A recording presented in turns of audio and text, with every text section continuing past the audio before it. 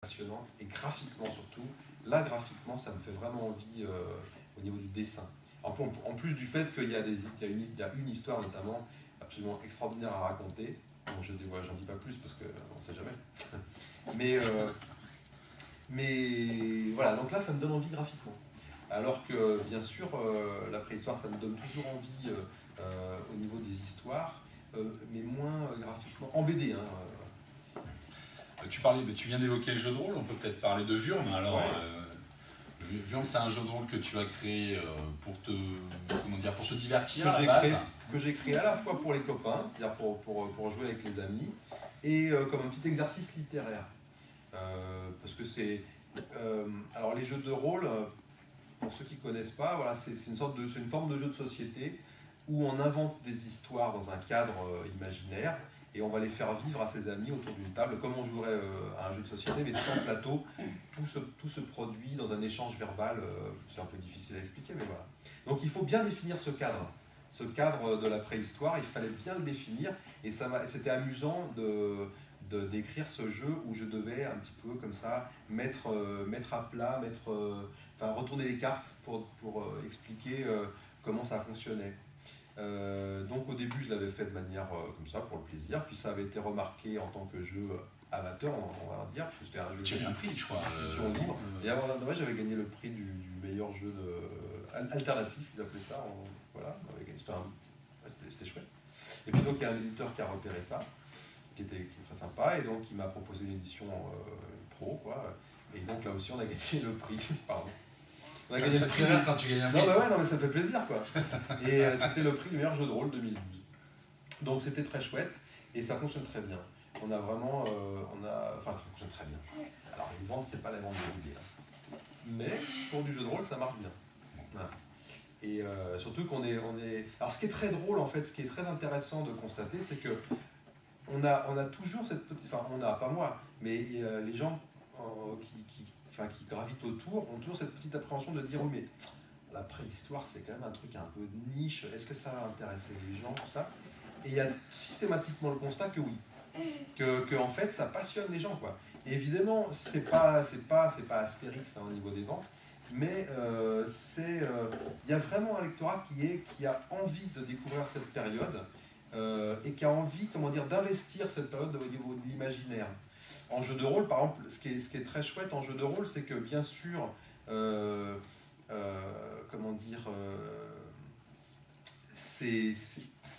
consomme pas une histoire puisqu'on en invente une. Donc moi, ce que je propose, c'est quelque chose de moins investi qu'un roman ou qu'une bande dessinée. Mais ce qui est intéressant, c'est que je donne une base à partir de laquelle des gens vont inventer leurs propres histoires. Et ce qui est chouette, c'est de voir que ces gens-là, ils en ont très envie. Et que du coup, ils vont être beaucoup plus investis dans cet imaginaire préhistorique que des gens qui vont lire simplement une bande dessinée. Voilà, donc moi ça me fait beaucoup plaisir. C'est pour ça que j'abandonne pas, même si maintenant effectivement ce jeu de rôle, ça prend plus de temps que ça me fait gagner des sous. Donc c'est vraiment pour le plaisir et pour la beauté du geste que je continue à faire ça. Parce que voilà, il y a ce partage de cet imaginaire avec des gens qui ont vraiment envie d'y passer des dizaines, des centaines d'heures à partager avec leurs amis.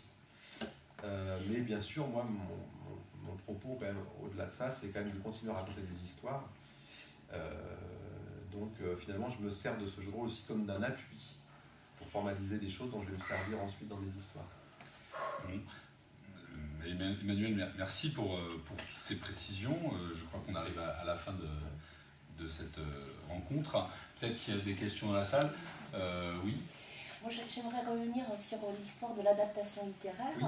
J'ai beaucoup aimé la façon, à la fois très presque éthique, de respecter au plus près l'auteur, le paysage, donc le rythme, le point d'orgue. Maintenant, comme c'est de la BD et qu'il y a des interstices, c'est vrai que pour moi, l'adaptation littéraire, il y a aussi ce côté que si on fait 2 fois la même chose, ça perd un peu de... Et vous avez quand même évoqué qu'il y avait un chant où vous-même vous vibrez, donc c'est l'interstice. Ouais. Bon, sauf que moi j'étais un peu frustrée de ne pas connaître davantage votre...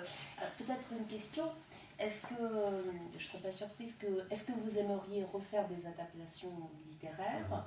Et justement, entre ce côté très fidèle et le côté où l'adaptation peut permettre d'ouvrir un champ pour redire quelque chose ou aller dans ce qui n'a pas été dit, ou la liberté d'une achevée est-ce que vous referiez la même chose? Est-ce que vous avez du recul là-dessus?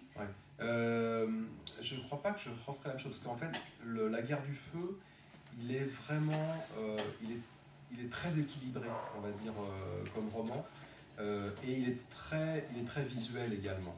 Donc, il n'y a pas besoin de beaucoup travailler pour avoir quelque chose de vraiment rythmé et, et facilement transposable dans le médium BD.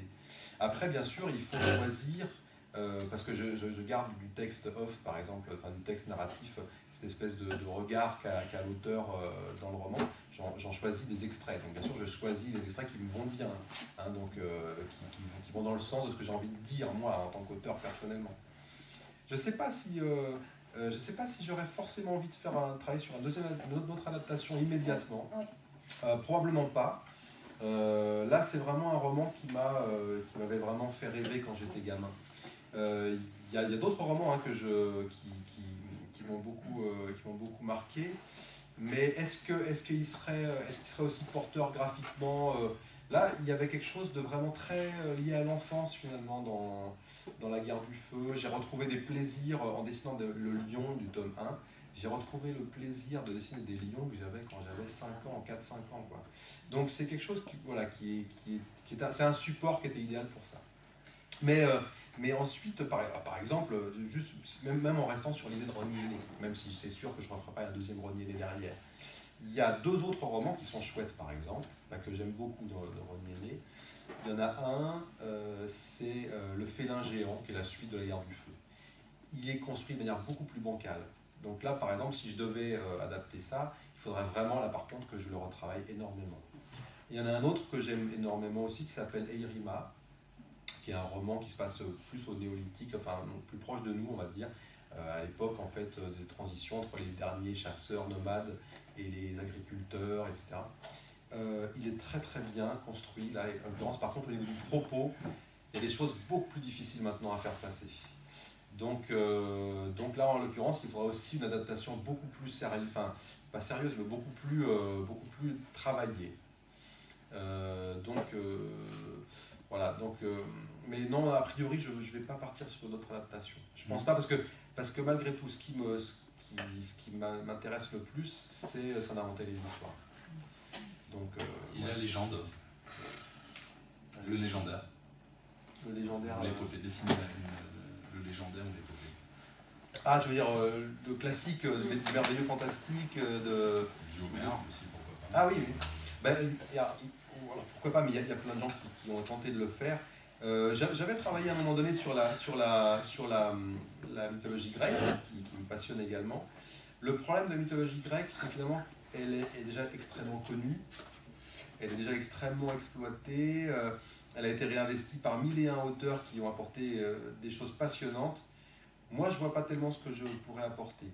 Par contre, quand je parlais tout à l'heure de l'âge du bronze méditerranéen, bien sûr, l'âge du bronze méditerranéen, on se situe un peu avant l'époque de l'Iliade. Mais sauf que ce serait sur une optique plus archéologique, pas tout à fait au même endroit.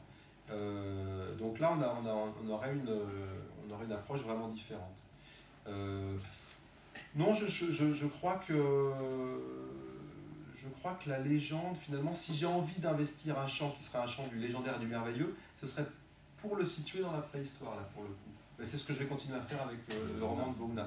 Parce que pour le reste, sur ce qui est de l'imaginaire merveilleux, antique ou médiéval, je trouve qu'il c'est déjà très occupé comme terrain, et puis c'est quelque chose qui là, pour le coup, vraiment me ramènerait un peu en arrière à des amours adolescentes, on va dire, qui m'ont constitué, mais qui ne me feraient pas aller de l'avant, on va dire. Alors pourtant, je vais faire avec plaisir une BD de fantasy, mais ce sera un one-shot, ce sera un petit truc récréatif. Voilà, je ne me vois pas trop partir sur une série dans ce style-là, derrière. D'autres questions? c'est très basique, mais en fait, moi je ne me connaissais pas et je ne suis pas très bénéfique, mais je suppose donc cet amour que vous avez, c'est depuis l'enfance d'écrire sur la préhistoire. Mais non, ça vous a toujours intéressé finalement? oui, alors la préhistoire ça m'intéressait quand j'étais tout petit, les dinosaures et tout ça. Mais finalement, non, la passion pour la préhistoire, on va dire un peu plus rigoureuse, documentée, etc., non, c'est venu beaucoup plus tard, hein, c'est venu vers 20 ans, 22, 23 ans. Avant, j'étais pas du tout branché, enfin j'étais branché par toutes les périodes anciennes, on va dire, mais c'était essentiellement plutôt le Moyen-Âge, l'Antiquité, des choses beaucoup plus connues finalement. Et la préhistoire, c'était, alors, je remontais le temps au fur et à mesure, et à un moment donné, en fait, ça a fait tilt, c'est-à-dire qu'il y a eu une rencontre entre un voyage déjà en Dordogne, bien sûr, mais des lectures de fiction, notamment le fait de relire La Guerre du Feu, mais d'autres fictions, et puis l'approche scientifique, pas seulement sur la préhistoire, mais aussi sur l'ethnologie, sur les peuples premiers, les peuples sans État, etc. Ça m'a passionné, et du coup, voilà, les deux choses ont fait vraiment un espèce de clic qui a ouvert les vannes de mon imaginaire. Et c'est venu plus tard, hein. C'est venu plus tard la préhistoire. Sauf si, quand voilà, les dinosaures quand j'étais petit. Et les dinosaures Les dinosaures, non, là aussi, il y a des gens qui font ça mieux que moi. Écoutez, donc je remercie Emmanuel donc, pour cette rencontre. Donc, derrière une petite séance de dédicace organisée, on vous invite bien sûr à partager le pot de l'amitié. J'en profite donc pour recadrer aussi le cadre de l'intervention d'Emmanuel qui pour nous était sur la thématique de l'imaginaire. Via Vouna, c'était le prétexte pour justement parler en même temps de ton actualité. Ça correspondait bien justement à cet imaginaire-là, préhistorique. Peut-être un petit clin d'œil pour une rencontre dont je n'ai pas le fly, c'est autour de Marguerite Duras à la médiathèque. Si quelqu'un peut me dire la date, ça m'aidera. Le 11 octobre, en partenariat donc avec le département, en live. Et pour ceux qui sont plus spécifiquement bénéfiques, une autre rencontre de bande dessinée. D'abord pour tout un mois autour de l'exposition La vie en troll, mais plus précisément sur le week-end du 6-7 décembre avec Jean-Louis Mourier. Je vous invite à regarder notre programme, il y a d'autres petites animations qui vont rythmer tout ce que peut justement représenter pour nous l'imaginaire. Je vous remercie. Oui, bien sûr. Une petite question encore pour revenir. Bien sûr, bien sûr. Cette intégrale, est-ce qu'elle aurait eu lieu s'il y avait eu le tome 4 sorti à l'époque? Le soleil? Ouais. Eh ben, non, elle n'aurait pas eu lieu. Elle n'aurait pas eu lieu, et c'était une des raisons pour lesquelles on ne s'est pas entendu, notamment sur le contrat du tome 4. Parce qu'en gros, pour te la faire courte, on ne s'est pas entendu sur des questions financières essentiellement, bien sûr, parce que j'étais pas bien payé, puis j'en avais un peu marre de manger des nouilles, quoi. Et aussi sur le fait que moi j'avais vraiment très envie justement d'une intégrale noir et blanc. Et en fait on avait évoqué cette possibilité-là, mais finalement c'est que en fait il n'avait pas très envie de le faire, pas du tout en fait. Et en fait, mais voilà, donc elle aurait jamais eu lieu. Hein. C'était en fait c'est un truc qui n'a pas fonctionné, ça s'est pas fonctionné. Moi, il avait envie de m'emmener vers de la fantaisie. Je lui avais laissé entendre que peut-être, mais finalement il a bien compris que que ça allait pas marcher, que je n'allais pas marcher dans ce genre j'allais pas prendre ce chemin-là, en tout cas, j'allais pas prendre ce chemin-là. Donc il était déçu, et moi je me suis rendu compte que lui c'était plus ou moins aussi, il m'avait laissé entendre que peut-être on ferait ceci, cela, et puis c'est pareil, finalement en fait je me suis rendu compte que finalement il n'avait pas tellement envie que ça. Donc finalement on s'est rendu compte que notre collaboration, ça marchait pas très bien, donc on a interrompu. Il y a eu des tentatives de médiation pour qu'on s'entende et tout ça, mais en tout cas il faut lui rendre justice, il n'a pas interrompu la série de manière péremptoire, c'est-à-dire qu'il m'a donné la possibilité de faire le tome 4. Il m'a proposé un contrat qui pour moi n'était pas bien, je ne pouvais pas le signer, mais bon, c'était pour plein de raisons. Mais c'est vrai qu'il a cette image, comme éditeur Soleil, enfin Mourad à l'époque, il a eu cette image d'arrêter les séries de manière comme ça, un peu abrupte. Là, en l'occurrence, c'était pas le cas, donc je ne peux pas l'accuser de ça. C'est une décision qu'on a prise à deux, on s'est pas entendu simplement. Finalement, on a une belle intégrale. Non, mais pour moi, je suis. C'est pas très mal que le tome 4 soit pas sorti. Mais en fait, c'est ce que je me disais. C'est ce que j'avais dit d'ailleurs à des lecteurs, on se disait, oui, mais vous en faites pas, vous aurez la fin. Et d'ailleurs, on ne me croyait pas, hein. On me disait, mais vous êtes fou, jamais vous arriverez à finir. Mais vous aurez la fin et ce sera encore mieux. Mais il fallait avoir la foi, quoi. Comme quoi t'es têtu. Et est-ce qu'il est Quelque part. Est-ce que c'est envisageable Attends, d'avoir parce que des je te dis. intégrales pour les autres? Non, alors a priori, pour Dans le même Néandertal, état d'esprit, quoi. ouais, je sais pas. Je chromie sur le. Ça m'étonnerait chez Delcourt qu'ils le fassent. Non, ce qui peut, non, parce que chez Delcourt, ils font assez peu d'intégrales. Ils le font si vraiment c'est un carton de librairie absolu, ce que c'est pas, ou c'est pas le cas. Ou si ça marche pas du tout et que dans ce cas-là, plutôt que de faire 3 albums, ils vont plus en faire qu'un seul. Mais c'est pas le cas non plus. Donc pour l'instant, les albums continuent à vivre de manière classique. Non, ce qui peut arriver, finalement, ce serait par exemple qu'un libraire veuille faire un tiré à part, enfin voilà, une version noir et blanc un peu luxe des albums. Mais je crois pas que Delcourt il soit intéressé pour faire. Il est pas là-dessus. Non, c'est pas trop son truc. Enfin, C'est pas trop son truc. Voilà.